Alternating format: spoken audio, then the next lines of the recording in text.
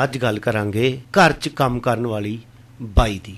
ਇੱਕ ਗਰੀਬ ਪਰਿਵਾਰ ਨਾਲ ਸੰਬੰਧਤ ਰੱਖਣ ਵਾਲੀ ਔਰਤ ਕਿਸੇ ਇੱਕ ਕੋਠੀ ਵਿੱਚ ਘਰ ਦਾ ਕੰਮ ਕਰਨ ਜਾਂਦੀ ਹੈ। ਤੁਹਾਨੂੰ ਦੱਸ ਦਈਏ ਕਿ ਘਰ ਵਿੱਚ ਉਸਦੇ 3 ਬੱਚੇ ਨੇ। ਵੱਡੀ ਲੜਕੀ 16 ਸਾਲ ਦੀ ਹੈ, ਉਸ ਤੋਂ ਛੋਟੀ ਜਿਹੜੀ ਹੈ ਉਹ 12 ਸਾਲ ਦੀ ਹੈ, ਔਰ ਇੱਕ ਛੋਟਾ ਲੜਕਾ ਹੈ ਜਿਹੜਾ ਕਿ ਸਰਕਾਰੀ ਸਕੂਲ ਵਿੱਚ ਪੜ੍ਹਦਾ ਹੈ।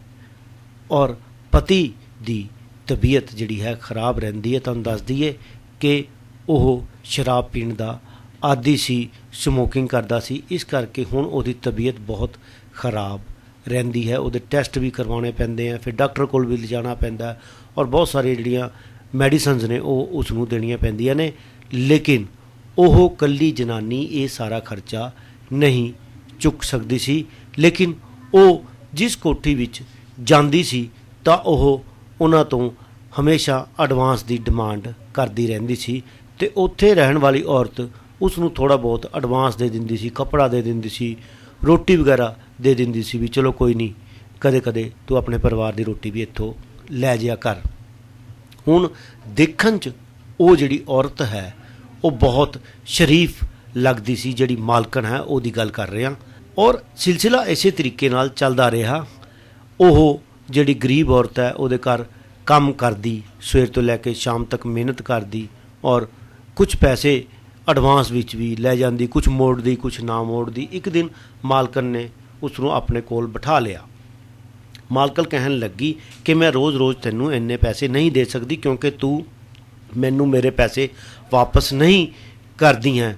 ਉਹ ਕਹਿੰਦੀ ਬੀਬੀ ਜੀ ਮੇਰੀ ਹਾਲਤ ਬਹੁਤ ਖਰਾਬ ਹੈ, ਮੇਰੇ ਘਰ ਦੀ ਜਿਹੜੀ ਹਾਲਤ ਹੈ ਉਹ ਬਹੁਤ ਜ਼ਿਆਦਾ ਨਾਜ਼ੁਕ ਹੈ, ਮੈਨੂੰ ਘਰ ਦਾ ਸਾਰਾ ਖਰਚਾ ਚੁੱਕਣਾ ਪੈਂਦਾ ਹੈ, ਬਿਮਾਰ ਪਤੀ ਦੀ ਸੇਵਾ ਵੀ ਕਰਨੀ ਪੈਂਦੀ ਹੈ। ਫਿਰ ਉਹ ਔਰਤ ਉਸ ਨੂੰ ਸਲਾਹ ਦਿੰਦੀ ਹੈ ਕਿ ਮੇਰੇ ਕੋਲ ਇੱਕ ਅਮੀਰ ਵਿਅਕਤੀ ਹੈ ਜਿਸ ਦਾ ਆਲੇ ਦੁਆਲੇ ਕੋਈ ਨਹੀਂ ਹੈ, ਬਹੁਤ ਪੈਸਾ ਹੈ ਉਸ ਕੋਲ, ਅਤੇ ਉਸ ਨੇ ਵਿਆਹ ਕਰਾਉਣਾ ਹੈ। ਲੇਕਿਨ ਉਹਦੀ ਸ਼ਰਤ ਇੱਕੋ ਹੀ ਹੈ ਕਿ ਕੁੜੀ ਛੋਟੀ ਉਮਰ ਦੀ ਹੀ ਹੋਣੀ ਚਾਹੀਦੀ ਹੈ ਔਰ ਕੁਆਰੀ ਹੋਣੀ ਚਾਹੀਦੀ ਹੈ।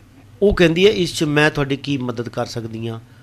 ਚਲੋ ਗੱਲਬਾਤ ਇਸੇ ਤਰ੍ਹਾਂ ਚੱਲਦੀ ਰਹਿੰਦੀ ਹੈ। 3-4 ਦਿਨਾਂ ਬਾਅਦ ਉਹ ਜਿਹੜੀ ਲੇਡੀ ਹੈ ਉਸ ਕੰਮ ਵਾਲੀ ਨੂੰ ਫਿਰ ਆਪਣੇ ਕੋਲ ਬਿਠਾਉਂਦੀ ਹੈ। ਉਹ ਕਹਿੰਦੀ ਹੈ ਦੇਖ ਬੁਰਾ ਨਾ ਮੰਨੀ, ਤੇਰੀ ਆਪਣੀ ਲੜਕੀ ਹੈ, ਤੇਰੀਆਂ ਮਜਬੂਰੀਆਂ ਵੀ ਨੇ, ਜਿੰਨਾ ਪੈਸਾ ਤੂੰ ਕਹੇਂਗੀ ਮੈਂ ਤੈਨੂੰ ਦਵਾ ਦੇਵਾਂਗੀ, ਅਤੇ ਆਪਣੀ ਲੜਕੀ ਦੀ ਜਿਹੜੀ ਸ਼ਾਦੀ ਹੈ ਉਸ ਬੰਦੇ ਨਾਲ ਕਰਾ ਦੇ। ਇਹ ਗੱਲ ਸੁਣ ਕੇ ਉਹ ਘਰੇ ਚਲੀ ਜਾਂਦੀ ਹੈ। 2-3 ਦਿਨ ਬੜਾ ਪਰੇਸ਼ਾਨ ਰਹਿੰਦੀ ਹੈ। ਲੇਕਿਨ ਉਸ ਨੂੰ ਫਿਰ ਜਦੋਂ ਪੈਸੇ ਦੀ ਲੋੜ ਪੈਂਦੀ ਹੈ ਤਾਂ ਮਾਲਕਣ ਪੈਸੇ ਦੇਣ ਤੋਂ ਸਾਫ਼ ਇਨਕਾਰ ਕਰ ਦਿੰਦੀ ਹੈ। ਉਹ ਬਹੁਤ ਪਰੇਸ਼ਾਨ ਹੁੰਦੀ ਹੈ। ਇਸੇ ਤਰ੍ਹਾਂ 2-4 ਦਿਨ ਹੋਰ ਲੰਘ ਜਾਂਦੇ ਨੇ, ਅਤੇ ਇੱਕ ਦਿਨ ਆ ਕੇ ਉਹ ਮਾਲਕਣ ਨੂੰ ਕਹਿੰਦੀ ਹੈ ਕਿ ਦੇਖੋ ਮੈਂ ਆਪਣੀ ਲੜਕੀ ਨੂੰ ਤਾਂ ਉੱਥੇ ਨਹੀਂ ਵਿਆਹ ਸਕਦੀ, ਲੇਕਿਨ ਮੈਂ ਤੁਹਾਨੂੰ ਇੱਕ ਲੜਕੀ ਦਾ ਅਰੇਂਜ ਕਰਕੇ ਦੇ ਸਕਦੀ ਹਾਂ। ਤਾਂ ਮਾਲਕਣ ਕਹਿੰਦੀ ਹੈ ਠੀਕ ਹੈ, ਲੇਕਿਨ ਇਸ ਗੱਲ ਦਾ ਕਿਸੇ ਨੂੰ ਪਤਾ ਨਹੀਂ ਲੱਗਣਾ ਚਾਹੀਦਾ। ਅਤੇ ਇਸੇ ਤਰੀਕੇ ਨਾਲ ਉਹ ਆਪਣੇ ਆਸ ਪੜੋਸ ਦੀ ਝੁੱਗੀ ਵਾਲੀ ਲੜਕੀਆਂ ਨੂੰ ਦੇਖਦੀ ਰਹਿੰਦੀ ਹੈ, ਅਤੇ ਇੱਕ ਲੜਕੀ ਜਿਹੜੀ ਹੈ ਰੋਜ਼ ਉਸ ਦੇ ਨਾਲ ਅੱਧੇ ਰਾਤ ਤੱਕ ਜਾਂਦੀ ਹੈ। ਤਾਂ ਉਸ ਨੂੰ ਖਿਆਲ ਆਉਂਦਾ ਹੈ ਕਿ ਇਹੀ ਲੜਕੀ ਜਿਹੜੀ ਹੈ ਠੀਕ ਰਹੇਗੀ। ਉਸ ਲੜਕੀ ਦੀ ਉਮਰ 17-18 ਸਾਲ ਦੇ ਕਰੀਬ ਹੈ, ਅਤੇ ਇੱਕ ਦਿਨ ਮੌਕਾ ਦੇਖ ਕੇ ਉਹ ਲੜਕੀ ਨੂੰ ਆਪਣੇ ਨਾਲ ਲੈ ਕੇ ਜਾਂਦੀ ਹੈ। ਤਾਂ ਰਾਹ ਵਿੱਚ ਉਹ ਮਾਲਕਣ ਨੂੰ ਫੋਨ ਕਰ ਦਿੰਦੀ ਹੈ, ਅਤੇ ਉਸ ਲੜਕੀ ਨੂੰ ਮਾਲਕਣ ਵੱਲੋਂ ਕਿਡਨੈਪ ਕਰਾ ਲਿਆ ਜਾਂਦਾ ਹੈ। ਅਤੇ ਉਹ ਜਨਾਨੀ ਮਾਲਕਣ ਦੇ ਕੋਲ ਕੰਮ ਕਰਨ ਕੋਠੀ ਵਿੱਚ ਪਹੁੰਚ ਜਾਂਦੀ ਹੈ, ਅਤੇ ਮਾਲਕਣ ਉਸ ਨੂੰ ਸਮਝਾਉਂਦੀ ਹੈ ਕਿ ਤੈਨੂੰ ਕਿਸੇ ਨੇ ਦੇਖਿਆ ਤਾਂ ਨਹੀਂ। ਉਹ ਕਹਿੰਦੀ ਨਹੀਂ, ਮੈਨੂੰ ਕਿਸੇ ਨੇ ਨਹੀਂ ਦੇਖਿਆ। ਕਹਿੰਦੀ ਬਸ ਇਸ ਗੱਲ ਦਾ ਹੁਣ ਕਿਸੇ ਨਾਲ ਜ਼ਿਕਰ ਨਾ ਕਰੀ, ਆਹ ਫੜ ਆਪਣੇ ਪੈਸੇ। ਖਾਸੇ ਪੈਸੇ ਜਿਹੜੇ ਹੈ ਉਹ ਉਸ ਨੂੰ ਦੇ ਦਿੰਦੀ ਹੈ, ਅਤੇ ਉਹ ਕੰਮ ਵਾਲੀ ਬਾਈ ਪੈਸੇ ਲੈ ਕੇ ਆਪਣੇ ਘਰੇ ਆ ਜਾਂਦੀ ਹੈ। ਉਹ ਲੜਕੀ ਜਿਹੜੀ ਕਿਡਨੈਪ ਹੋਈ ਹੈ ਉਹਦੇ ਘਰ ਦੇ ਉਸ ਨੂੰ ਲੱਭਦੇ ਫਿਰਦੇ ਨੇ, ਪੁਲਿਸ ਕੋਲ ਰਿਪੋਰਟ ਲਿਖਾਈ ਜਾਂਦੀ ਹੈ, ਲੇਕਿਨ ਕੋਈ ਥੋ ਪਤਾ ਜਿਹੜਾ ਹੈ ਪੁਲਿਸ ਨੂੰ ਨਹੀਂ ਲੱਗ ਪਾਉਂਦਾ। 1 ਦਿਨ 2 ਦਿਨ 15 ਦਿਨ ਇਸੇ ਤਰੀਕੇ ਨਾਲ ਲੰਘ ਜਾਂਦੇ ਨੇ, ਔਰ ਪੁਲਿਸ ਦੀ ਜਿਹੜੀ ਤਫਤੀਸ਼ ਹੈ ਉਹ ਤੇਜ਼ ਹੋ ਜਾਂਦੀ ਹੈ। ਹੁਣ ਉਸ ਲੜਕੀ ਨਾਲ ਹੁੰਦਾ ਕੀ ਹੈ ਕਿ ਜ਼ਬਰਨ ਉਸ ਬੁੱਢੇ ਵਿਅਕਤੀ ਨਾਲ ਉਹਦਾ ਵਿਆਹ ਕਰਾ ਦਿੱਤਾ ਜਾਂਦਾ ਹੈ, ਔਰ ਉਹ ਉਸ ਲੜਕੀ ਨਾਲ ਜ਼ਬਰਨ ਬਲਾਤਕਾਰ ਕਰਦਾ ਹੈ। ਸਰੀਰਕ ਰਿਲੇਸ਼ਨ ਲਗਾਤਾਰ 15 ਦਿਨ ਤੱਕ ਉਹ ਬਣਾਉਂਦਾ ਹੈ।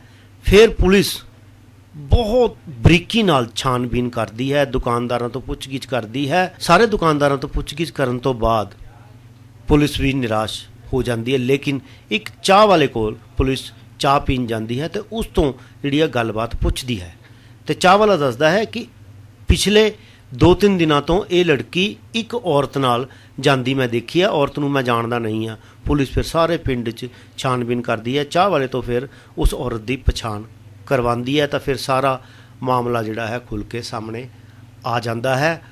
ਉਹ ਕੰਮ ਕਰਨ ਵਾਲੀ ਔਰਤ ਸਾਰੀ ਵਿਅਥਾ ਜਿਹੜੀ ਹੈ ਪੁਲਿਸ ਨੂੰ ਸੁਣਾ ਦਿੰਦੀ ਹੈ ਕਿ ਇਸ ਜਨਾਨੀ ਨੇ ਮੈਨੂੰ ਐਸੀ ਗੱਲ ਕਹੀ ਸੀ, ਆਪਣੀ ਕੁੜੀ ਨੂੰ ਮੈਂ ਨਹੀਂ ਵਿਆਹਿਆ ਉੱਥੇ, ਲੇਕਿਨ ਮੈਂ ਦੂਸਰੇ ਦੀ ਕੁੜੀ ਉੱਥੇ ਲੈ ਕੇ ਚਲੀ ਗਈ ਕਿਉਂਕਿ ਮੈਨੂੰ ਪੈਸਿਆਂ ਦੀ ਬੜੀ ਜ਼ਰੂਰਤ ਸੀ। ਤਾਂ ਪੁਲਿਸ ਜਿਹੜੀ ਹੈ ਉਸ ਔਰਤ ਨੂੰ ਜੇਲ੍ਹ ਵਿੱਚ ਪਾ ਦਿੰਦੀ ਹੈ। ਰਿਪੀਟ, ਪੁਲਿਸ ਉਹਨਾਂ ਸਾਰਿਆਂ ਨੂੰ ਅਰੈਸਟ ਕਰ ਲੈਂਦੀ ਹੈ, ਉਸ ਬੰਦੇ ਨੂੰ ਵੀ, ਕੋਠੀ ਦੀ ਮਾਲਕਨ ਨੂੰ ਵੀ ਔਰ ਕੰਮ ਕਰਨ ਵਾਲੀ ਬਾਈ ਨੂੰ ਵੀ। ਤੇ ਉਸ ਛੋਟੀ ਜਿਹੀ ਬੱਚੀ ਦੀ ਜ਼ਿੰਦਗੀ ਤਾਂ ਖਰਾਬ ਹੋ ਹੀ ਜਾਂਦੀ ਹੈ, ਤਾਂ ਪੁਲਿਸ ਉਸ ਨੂੰ ਉਸਦੇ ਘਰ ਛੱਡ ਦਿੰਦੀ ਹੈ। ਇਸੇ ਕਰਕੇ ਹਮੇਸ਼ਾ ਮੈਂ ਇਹੀ ਗੱਲ ਕਹਿਣਾ ਕਿ ਵਿਸ਼ਵਾਸ ਜ਼ਰੂਰ ਕਰੋ, ਲੇਕਿਨ ਅੰਧ ਵਿਸ਼ਵਾਸ ਕਿਸੇ ਤੇ ਨਹੀਂ ਕਰੋ। ਉਹ ਅਲੜ ਲੜਕੀ ਸੀ, ਲੇਕਿਨ ਨੌਕਰਾਣੀ ਦੇ ਲਾਲਚ ਕਰਕੇ ਇੱਕ ਬੱਚੀ ਦੀ ਜ਼ਿੰਦਗੀ ਉਸ ਵੇਲੇ ਖਰਾਬ ਹੋਈ। ਬਸ ਇੰਨੀ ਕੁ ਸੀ ਗੱਲ ਜਿਹੜੀ ਤੁਹਾਡੇ ਨਾਲ ਸਾਂਝੀ ਕੀਤੀ। ਹਮੇਸ਼ਾ ਖੁਸ਼ ਰਹੋ, ਸਵਸਥ ਰਹੋ ਔਰ ਸਤਰਕ ਰਹੋ ਤੇ ਦੇਖਦੇ ਰਹੋ A1 Punjabi channel. Free leaf Ayurvedic oil 125 ਬਿਮਾਰੀਆਂ ਦਾ ਸੰਪੂਰਨ ਇਲਾਜ, ਜਿਵੇਂ ਗਠੀਆ, ਸਰਵਾਈਕਲ, ਮਾਈਗ੍ਰੇਨ ਅਤੇ ਸਰੀਰ ਵਿੱਚ ਕਿਸੇ ਵੀ ਕਿਸਮ ਦੀ ਦਰਦ ਕਿਉਂ ਨਾ ਹੁੰਦੀ ਹੋਵੇ, ਇੱਥੋਂ ਤੱਕ ਕਿ ਬਲੌਕੇਜ ਦੇ ਨਾਲ ਬਣੀਆਂ ਕਈ ਬਿਮਾਰੀਆਂ ਦਾ ਇੱਕੋ ਇੱਕ ਇਲਾਜ ਹੈ ਫ੍ਰੀ ਰਿਲੀਫ ਆਯੁਰਵੈਦਿਕ ਆਇਲ, ਯਾਨੀ ਕਿ 125 ਬਿਮਾਰੀਆਂ ਦਾ ਸੰਪੂਰਨ ਇਲਾਜ। ਫ੍ਰੀ ਰਿਲੀਫ ਵਿਜ਼ੀਲੈਕਸ weight ਲੂਜ਼, ਮੋਟਾਪੇ ਤੋਂ ਪਰੇਸ਼ਾਨ ਹੋਣ ਦੀ ਜ਼ਰੂਰਤ ਨਹੀਂ, ਵਜ਼ਨ ਘਟਾਓ ਤੇ ਖੁਸ਼ ਹੋ ਜਾਓ। ਫ੍ਰੀ ਰਿਲੀਫ ਪਾਵਰ ਮਰਦਾਨਾ ਕਮਜ਼ੋਰੀ ਨੂੰ ਖਤਮ ਕਰਦਾ ਹੈ ਤੇ ਨਰਕ ਭਰੀ ਜ਼ਿੰਦਗੀ ਵਿੱਚ ਲਿਆਉਂਦਾ ਹੈ ਰੌਣਕ। ਫ੍ਰੀ ਰਿਲੀਫ ਪਾਵਰ ਕਬਜ਼ ਤੋਂ ਪਰੇਸ਼ਾਨ ਹੋਣ ਦੀ ਹੁਣ ਜ਼ਰੂਰਤ ਨਹੀਂ ਹੈ। ਕਬਜ਼ ਤੋਂ ਛੁਟਕਾਰਾ ਪਾਉਣ ਲਈ ਆ ਗਿਆ ਕਬਜ਼ ਹਰ ਚੂਰਨ। ਕਬਜ਼ ਹਰ ਚੂਰਨ ਨੂੰ ਅਪਣਾਓ ਤੇ ਕਬਜ਼ ਤੋਂ ਛੁਟਕਾਰਾ ਪਾਓ। ਹੁਣ ਤੱਕ ਲੱਖਾਂ ਮਰੀਜ਼ ਲੈ ਚੁੱਕੇ ਨੇ ਫਾਇਦਾ।